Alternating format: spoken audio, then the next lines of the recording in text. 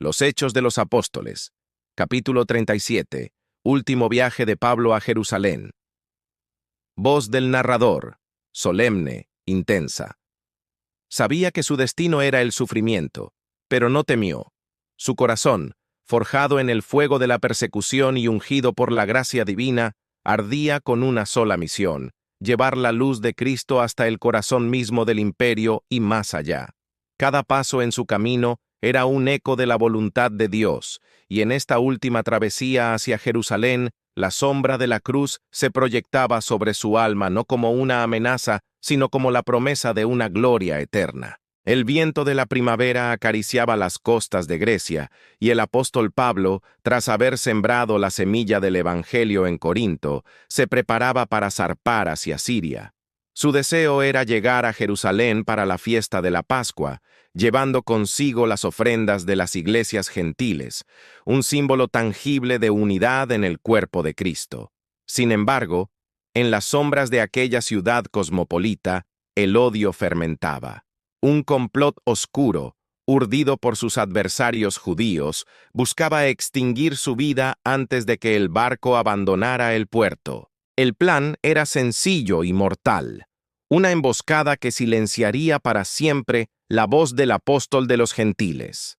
Pero el espíritu que guiaba a Pablo era más vigilante que cualquier espía.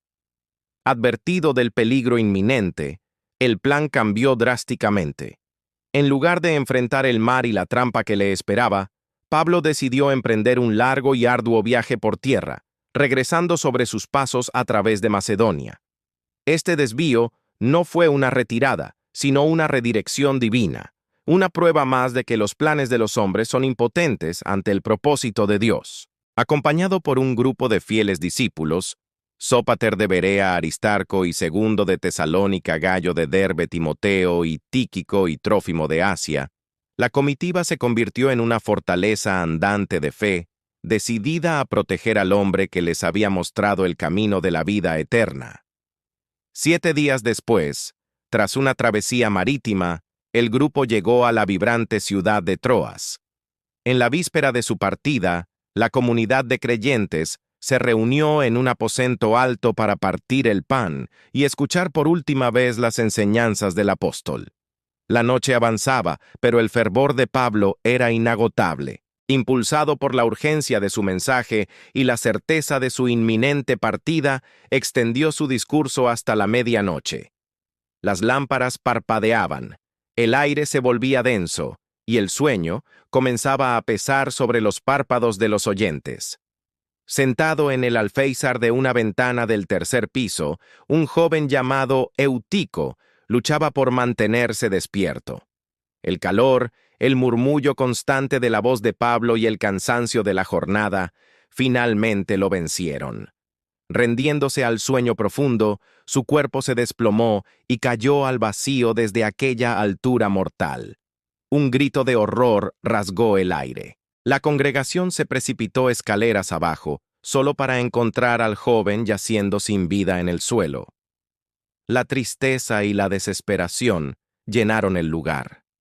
Pero donde la muerte había reclamado su presa, la fe de Pablo vio una oportunidad para la gloria de Dios. Sin dejarse llevar por el pánico, el apóstol descendió y con una calma celestial se echó sobre el muchacho, abrazándolo. «No os alarméis», dijo con una autoridad que provenía del cielo, «pues su vida está en él». En ese instante, un milagro silencioso tuvo lugar. El aliento regresó al cuerpo inerte. El calor fluyó de nuevo por sus venas. Por el poder de Dios que obraba a través de su siervo, Eutico fue devuelto de la muerte. La conmoción se transformó en asombro y luego en una alegría incontenible. Subieron de nuevo al aposento alto, partieron el pan en celebración, y Pablo continuó hablando hasta el amanecer, su mensaje ahora sellado con el testimonio irrefutable de la resurrección. Al alba, se llevaron al joven vivo, consolados y fortalecidos en su fe. El viaje continuó. Dejando Troas, Pablo navegó hacia Mileto, un puerto estratégico donde mandó llamar a los ancianos de la iglesia de Éfeso. la comunidad donde había trabajado incansablemente durante 3 años. No podía visitar la ciudad directamente, pues el tiempo apremiaba, pero su corazón anhelaba despedirse de aquellos a quienes amaba como a sus propios hijos espirituales. Cuando llegaron, se reunió con ellos en la orilla, y con el sonido de las olas como telón de fondo, pronunció uno de los discursos más emotivos y profundos de su ministerio. Sus palabras eran un testamento de su vida y su servicio. Vosotros sabéis cómo me he comportado entre vosotros todo el tiempo, desde el primer día que entré en Asia, comenzó, con la voz quebrada por la emoción, sirviendo al Señor con toda humildad y con muchas lágrimas y pruebas que me han venido por las acechanzas de los judíos. Les recordó cómo no había rehuido a anunciarles nada que fuera útil, enseñando públicamente y por las casas, testificando tanto a judíos como a gentiles acerca del arrepentimiento para con Dios y de la fe en nuestro Señor Jesucristo. Su conciencia estaba limpia. Les había entregado todo el consejo de Dios. Luego su tono se volvió una advertencia solemne.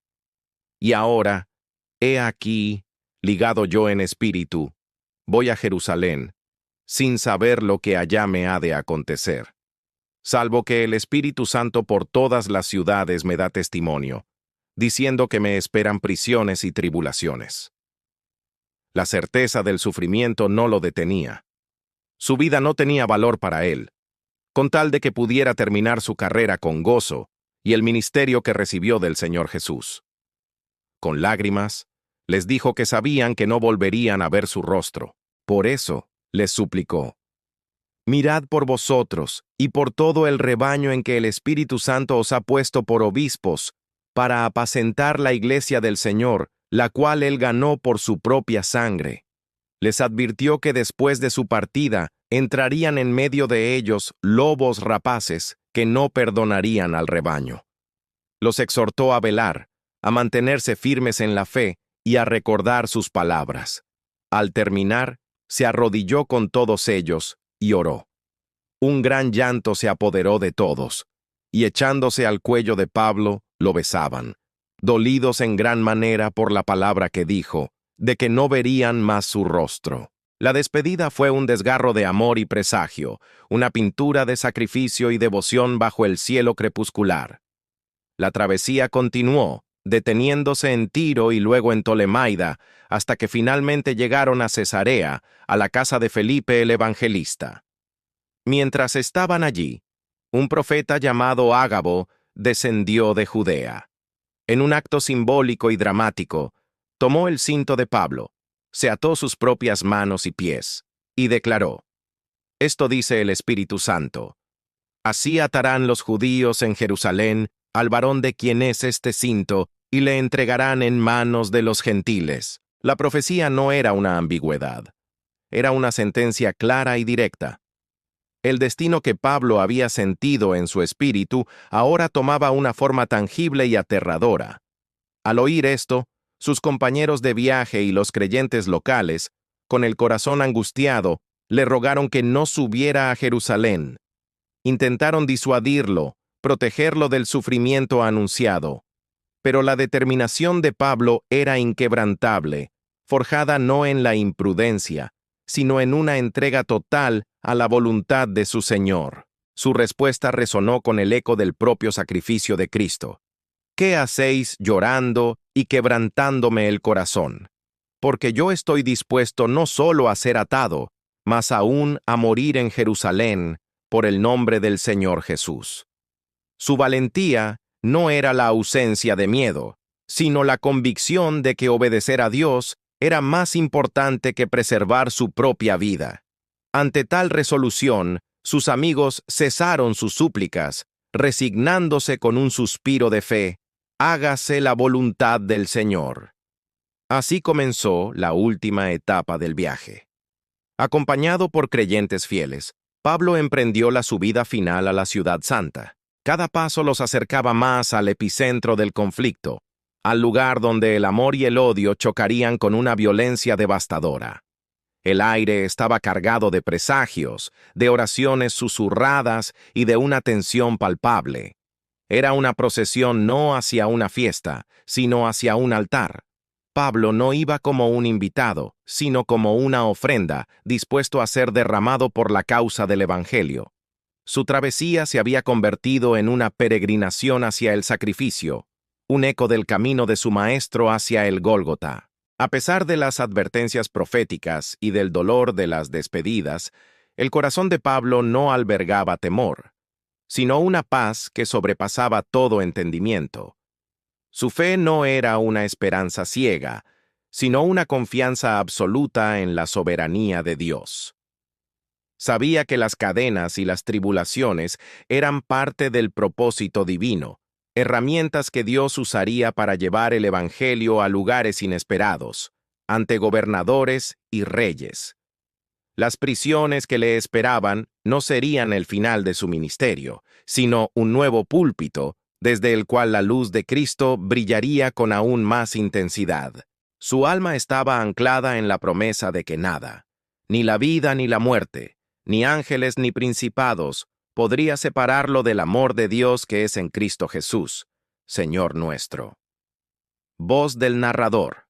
Tono esperanzador y espiritual. Su viaje no terminaba en Jerusalén, apenas comenzaba una nueva etapa de su testimonio. Como Pablo, estamos llamados a caminar con valentía hacia nuestro propio destino, confiando en que cada prueba es una oportunidad para que la gloria de Dios se manifieste. Que su ejemplo de fe inquebrantable nos inspire a abrazar nuestro propósito sin temor, dispuestos a darlo todo por aquel que nos amó primero.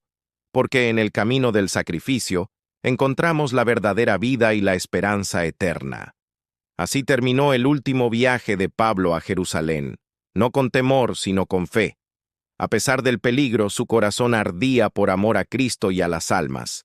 Hoy, ese mismo llamado resuena para nosotros, seguir al Señor sin mirar atrás.